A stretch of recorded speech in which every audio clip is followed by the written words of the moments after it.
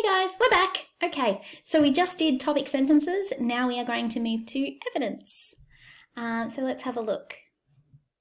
So my topic sentence for this was basically saying that human suffering is inevitable because humans love cruelty, and that's what we do, and we like to be cruel, and cruel leads to suffering.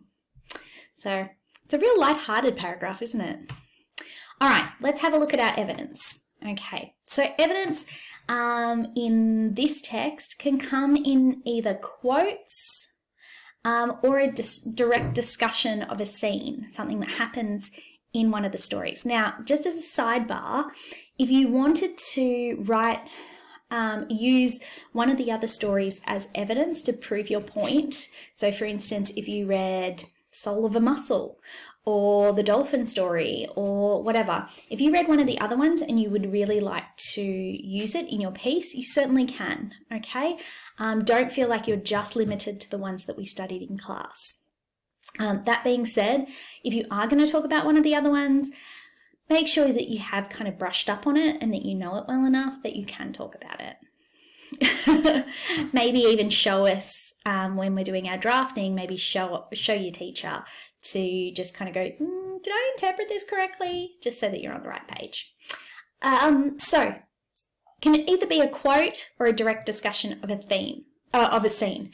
Now, my advice is that it should be kind of both, because what you should be doing is talking about a scene and then embedding quotes into your scene discussion, okay?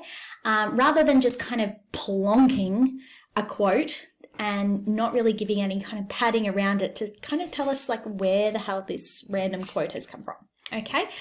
I'll show you what that looks like in mine.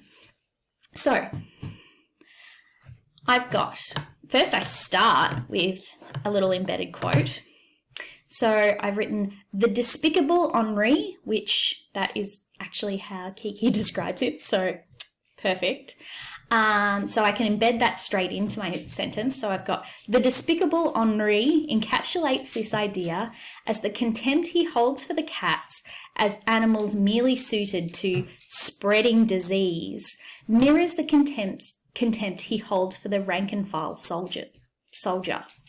Okay, so I've embedded the quote, the despicable Henri, and I have embedded the quote, spreading disease, into my own language. That's called embedding. So it's embedded into my own language rather than just kind of sticking out like a sore thumb. Now, one thing I do have to do when I am embedding is sometimes I have to change words slightly so that they fit better into what I want to say. So for instance, here, it was supposed to say, the actual book says, they spread disease.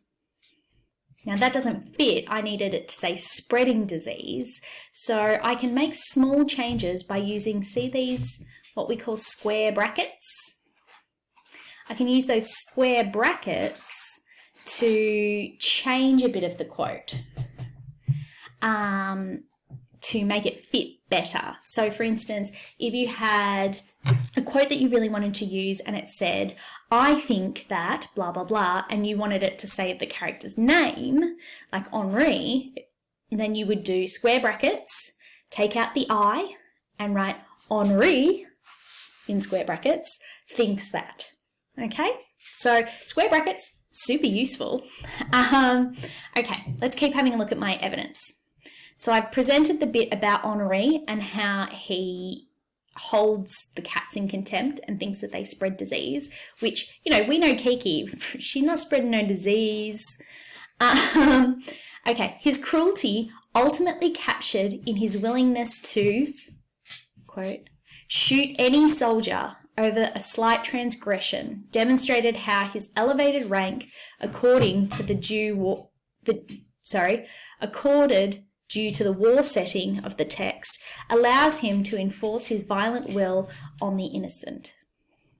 Okay, so again, I've embedded a little bit of a quote there, his willingness to shoot any soldier. Now, can you see these three little dots here?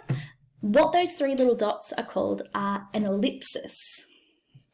And an ellipsis basically is when you take something out of a quote, of a sentence from a quote, and just put in the bit that you want.